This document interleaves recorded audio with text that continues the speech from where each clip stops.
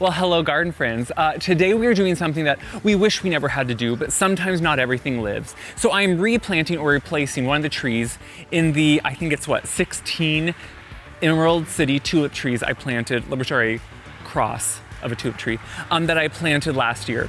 Now, if you remember, these are planted at an intersection of my pathway where there's kind of a patio that I put a table at. And right now I've backed a gator to it because I'm gonna put soil on that so I don't get it on the gravel as bad. I watched this tree, if you notice right here, not looking too great, right? While the others are all beginning to leaf out.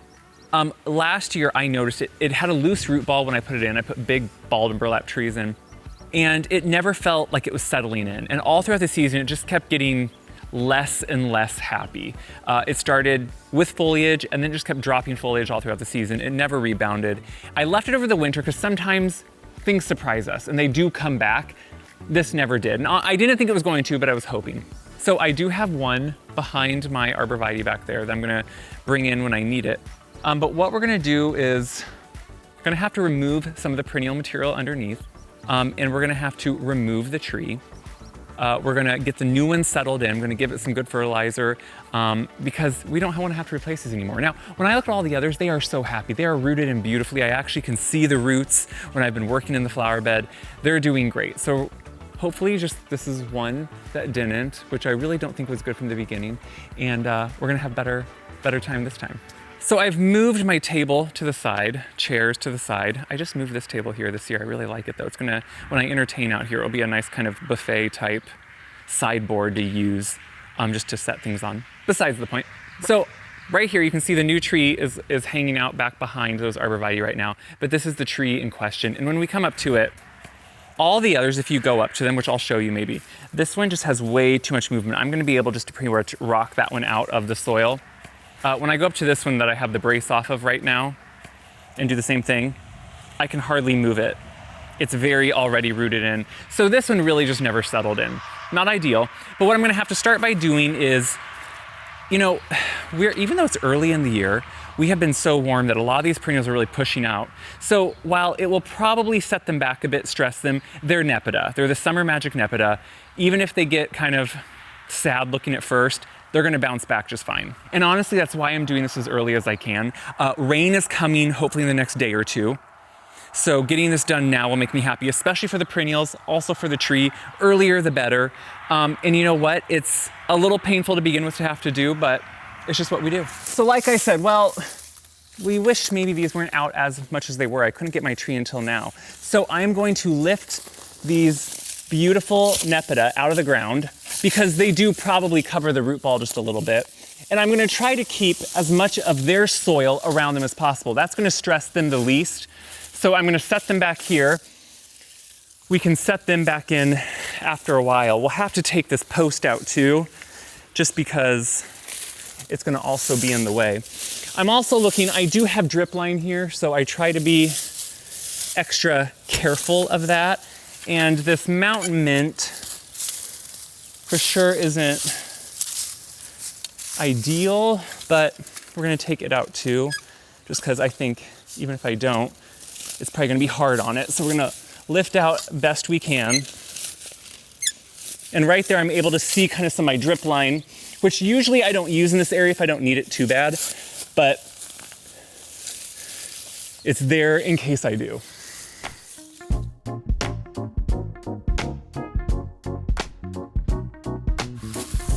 So right away, like I said, when I'm just rocking this is usually a big balled-and-burlapped tree. You would hope it was rooted in, and it just isn't. Like I can just pull this out and its roots just aren't even alive. So there wasn't a lot of hope probably for that, but I kept it to try. So the balled-and-burlapped tree is gonna be very big, so I have to get a lot of this soil out. That's why I brought the gator.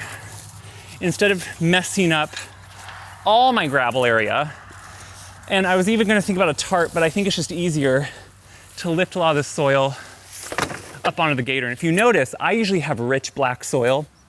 You see a lot of what looks like a little bit more of a clay. When balled-and-burlapped trees are grown, they're usually growing in a heavier soil medium with some clay so it holds on to some moisture. So that's why this is from the tree that was planted, the root ball that came with it. My native soil is very rich and black, but it's good to have some of this when you plant large trees like this, because it actually holds onto the moisture really well. Because I don't really hardly have to water these, and especially with all the bulb and burlap trees I plant, they usually don't need too much water.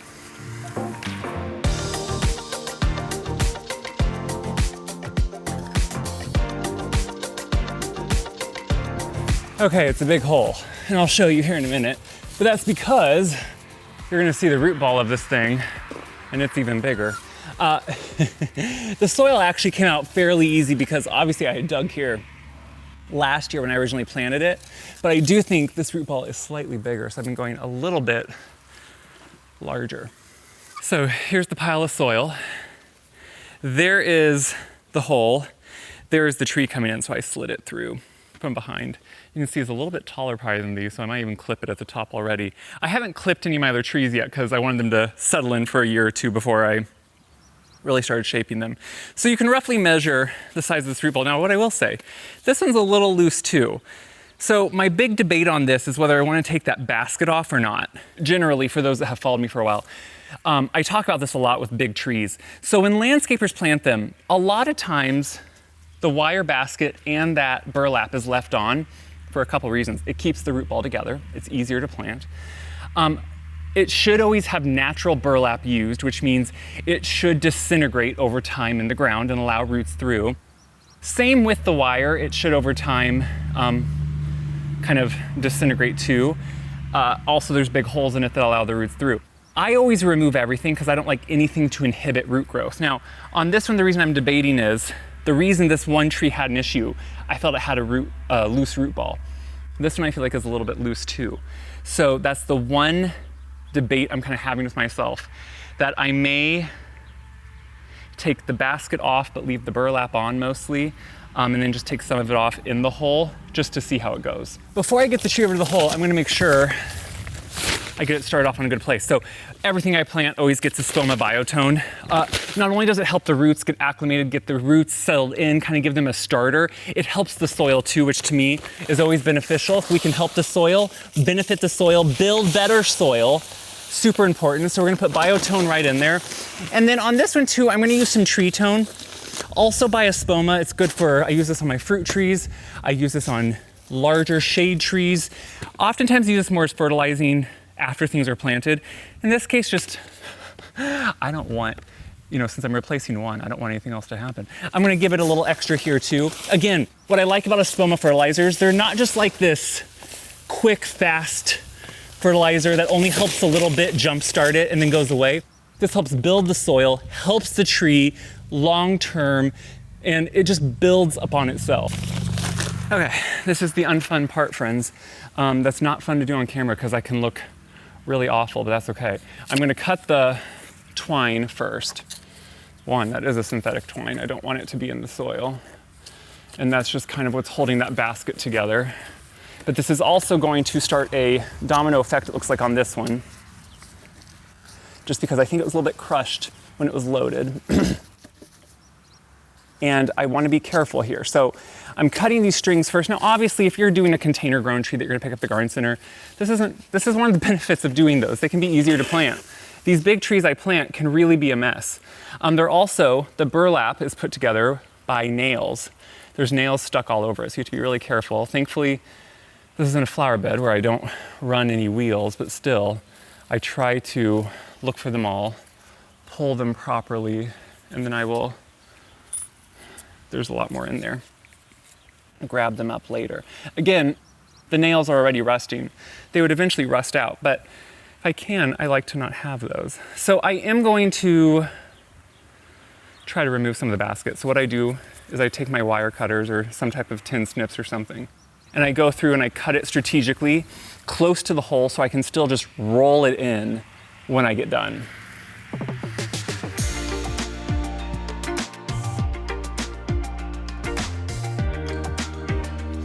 To be a little bit more careful on this one, I'm gonna kind of cut off the bottom of the basket, leave the sides that hopefully I can cut off once they're in here.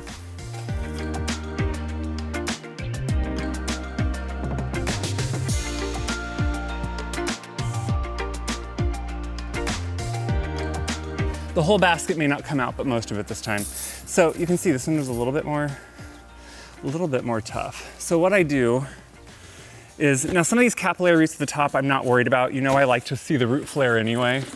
And we're at a time of year where this can all come off. This is protective mostly for deer and over the winter for any type of sun damage or freeze cracks, but now that can come off.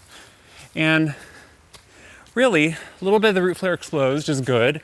I will of course brace it again, but now I'm gonna make sure I tamp soil in all around it and then water it. Before I finish everything up, I do want to plant back in that nepeta right beside here, kind of where it was, which you can see so far, it looks great. We're gonna grab some biotone. You know, I would use this if I'm transplanting something, planting something new. Just gonna put it right in here. You need to dig a little bit bigger hole. You know, when you can keep as much soil as possible with something, it really does just help it in the long run have a much better chance of not having the stress that it could otherwise. So at first I'm gonna water it a little bit now. Honestly, on a tree this size, easily 10 to 20 gallons after it's planted.